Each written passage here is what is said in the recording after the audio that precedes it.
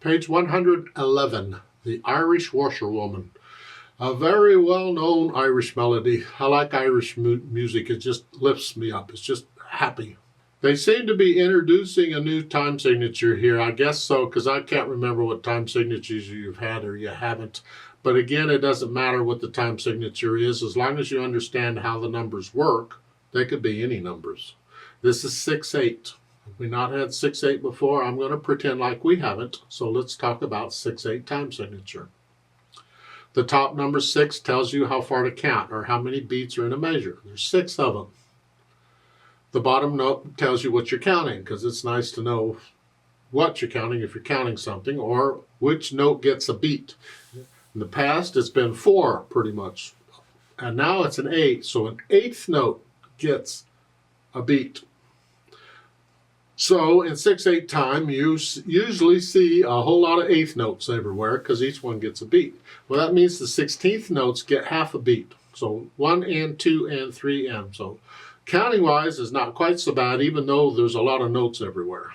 But otherwise, that rhythm thingy up there, you can have fun with that. I prefer to use the music. So I'm going to talk about the music. I look it over, it's a page long. Treble bass clef. 4 sharps in the key signature. We're in the key of E major, of course. That's what we're studying. So do the scale for E major. And if you can, go ahead and do the scale for C sharp minor. And 6/8 time. And we have 2 16th notes at the beginning. So we're coming in on a pickup beat. Remember, the 2 16th notes is equal to an 8th note. So that's equal to 1 beat. So we're coming in on beat 6. 6 and. Well, that means 5 beats got to be somewhere else. And if you look at the last measure, it's got 3/8 notes and a quarter note. That's 5 counts. So those are the 5, and then we got 6 up at the top. Right hand first. Let's see what we're doing here. Right hand is here. 6 and 1. 6 and 1. Rest.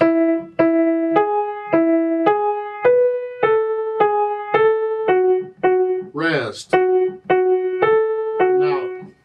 Measure 4. What's going on? Well, they want you to do this. Thumb. The problem is, see, we have a C sharp here, and that's out of position. I got to cover 6 notes here somewhere. How? And that's just how they've chosen to do it. They're just going to go to here. Thumb. This way, you're in position, and then you cross over again. That's fine. You can do that. But the fingering style that I use and teach, the one that I learned in college, one of the principles is that I won't cross over the thumb if I don't have to. We don't have to here. We don't have to cross over the thumb at all. You can if you want to. It's good practice. Nothing wrong with it. Go with it. But I prefer not to.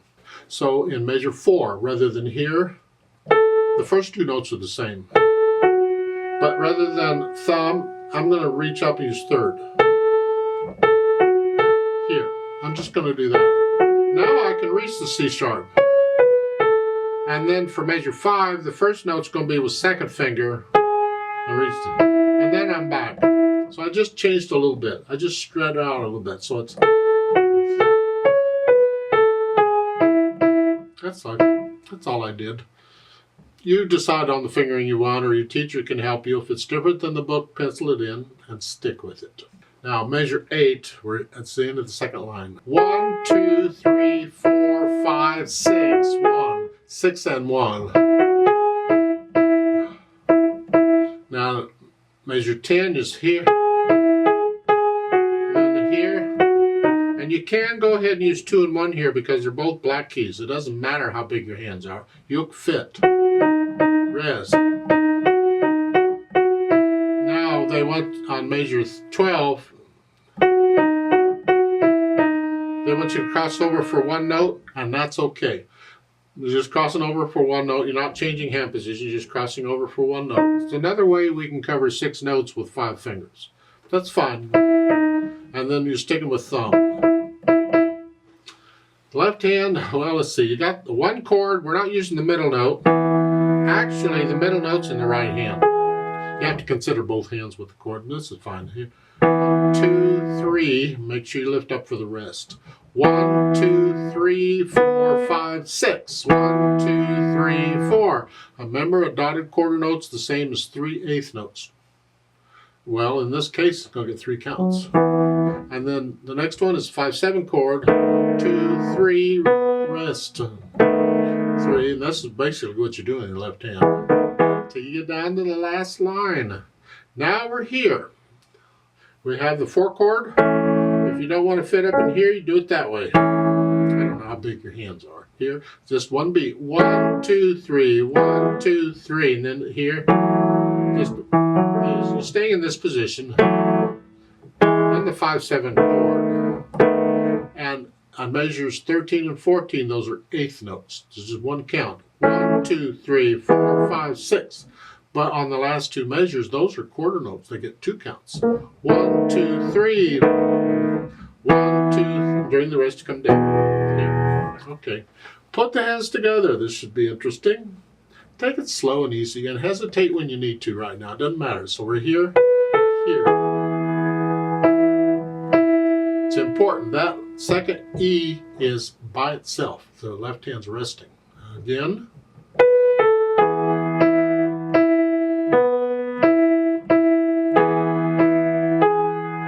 So lift the left hand up. There, it's resting.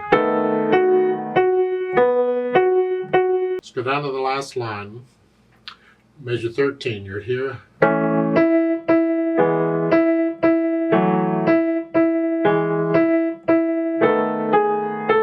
Now, these are quarter notes in the left hand.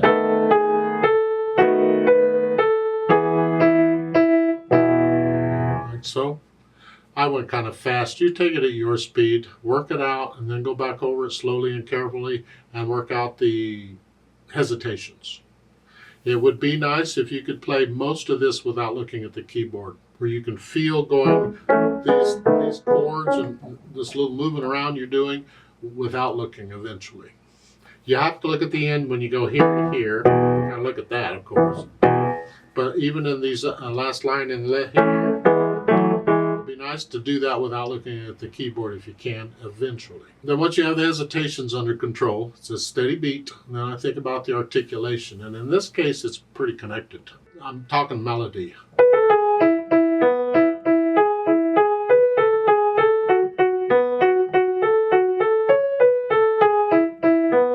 Okay. Now at the end of the second line here,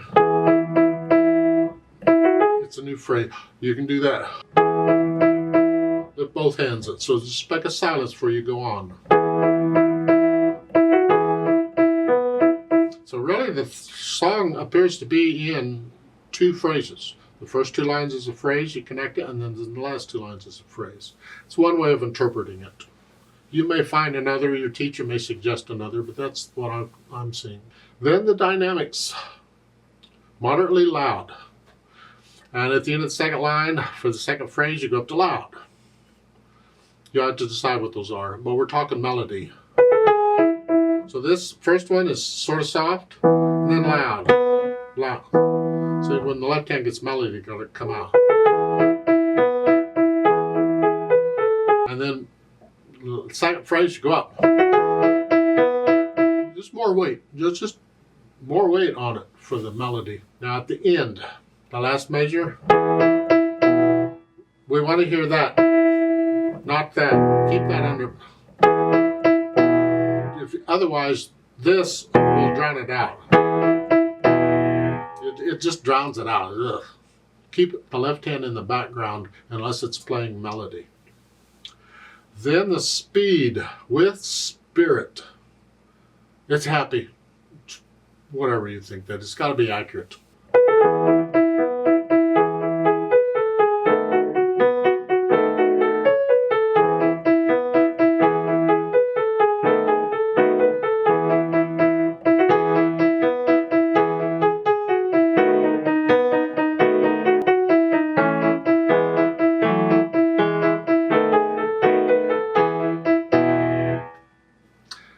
Give me a few cups of coffee or some beers or whatever, and that might change. Or some Irish ale.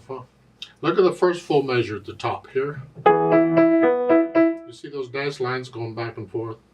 That's one way of indicating where the melody is going. They're telling you the melody is down there. That's melody. Some publishers use it. Some use a solid line. Some use a dotted line. Doesn't matter. They're just indicating where the melody is. Some publishers don't use anything. You have to figure it out. Where'd the melody go? You say, well, that doesn't sound right. So you figure out where the melody is. Well, you look at the bottom line. I mean, the dice lines are going crazy down there. They're telling you the melodies in the left hand on those. It's actually the top note. That is the top note. Got problems with that because unless you have the control where you can bring out that top note, where you can bring it out when you play a chord, then that doesn't work very well. Well, in that case, you simply adjust the fingering to help you out if you want to. Because I could play the top note in that chord, each of these chords, I could play that top note with the right hand. I just changed my position. Rather than being here, I changed it to here. And I play the E with the little finger. So it's a C, it's 3, 2, 1, and then either 1 or 2, either one for the G sharp.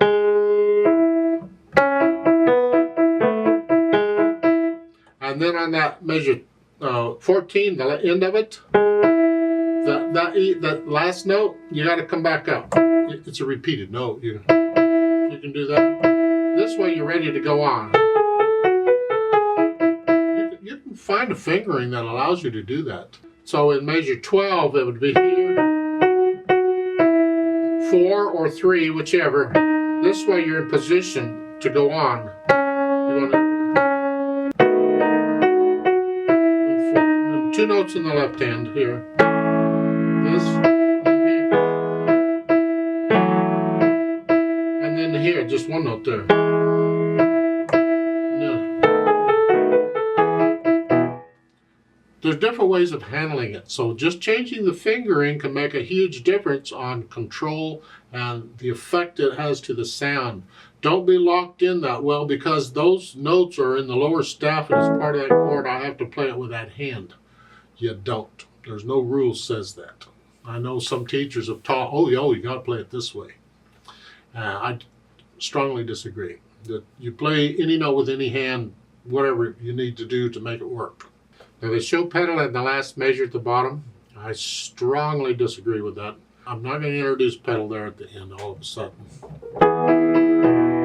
I didn't use it anywhere else. I'm not using it there. I could have used it elsewhere. There's places we can use it in here, but they're not introducing those pedal techniques yet, so we're going to wait. Once you learn those pedal techniques and you're going through the book again and again, you might decide to add some pedal in these other places. Now that you know more then than you know now. You understand? Oh, no. Let's play this together very slowly and check the notes and the rhythms. I'll give us 5 counts.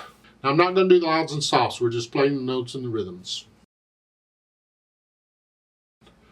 1, 2, 3, ready, go, and...